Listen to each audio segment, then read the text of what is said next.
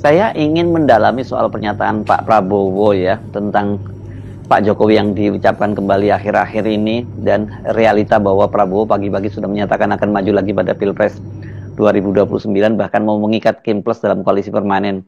Bukankah itu satu yang kontradiktif kan? Dengan ucapan bahwa dia tidak malu-malu mengakui belajar politik ke Pak Jokowi, banyak yang menafsirkan bahwa Pak Prabowo itu masih dalam kendali, masih sepenuhnya dalam kendali Pak Jokowi. Tapi dengan dia menyatakan ini dia akan maju lagi pada Pilpres 2029, ya berarti kan dia menutup peluang Gibran, dan itu artinya juga mengubur mimpinya Pak Jokowi.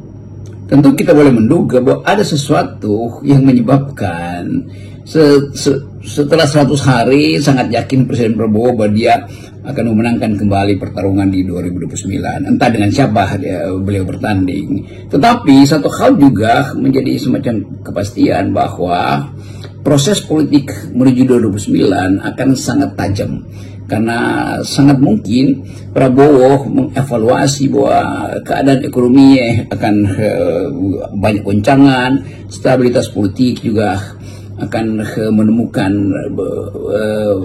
sebut aja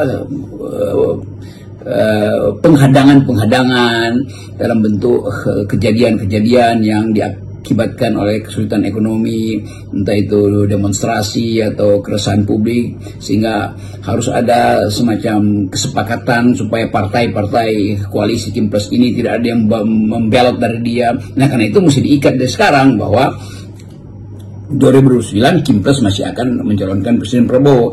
Jadi itu semuanya yang kita sebut sebagai kalkulasi pragmatis. Tetapi di balik yang pragmatis itu pasti orang mulai menduga bahwa upaya Prabowo untuk memulai satu era baru dengan memberi sinyal bahwa dialah yang memimpin, itu juga harus dibaca sebagai pukulan psikologis bagi Pak Jokowi kan.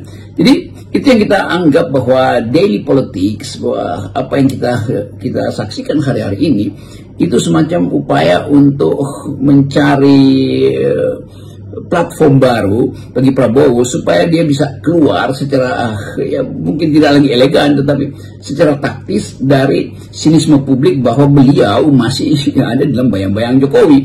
Kan itu intinya kan. Apalagi Pak Prabowo tetap mengucapkan bahwa dia belajar politik dari Pak Jokowi. Tetapi ucapan itu tentu harus ditafsirkan berbeda dengan keputusan bahwa dia akan mencalonkan dirinya di 2029, sesuatu yang bagi Gerindra jadi semacam kelegaan untuk tidak lagi berupaya untuk membayangkan bahwa akan ada Gibran sebagai pesaing nanti itu.